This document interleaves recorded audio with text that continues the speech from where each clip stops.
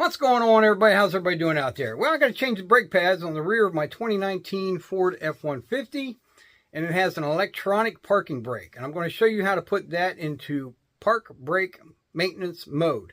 I'm not showing you the brake job, just how to put it in maintenance mode. Take a look.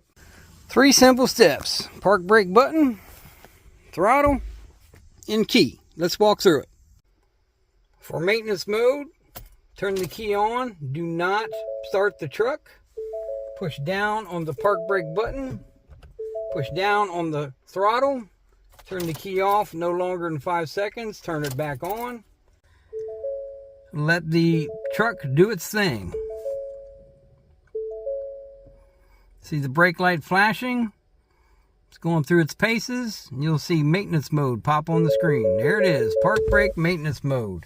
Once you have that in maintenance mode, you can go ahead and do the brake job that you want to do in the rear, and you can also, that allows you to push the plunger back in on the brake caliper.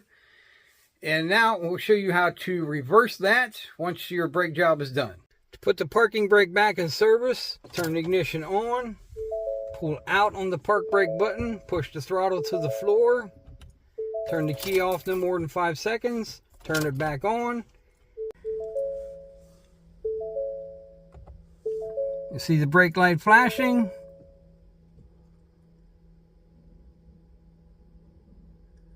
When everything goes out, the parking brake will be back in service.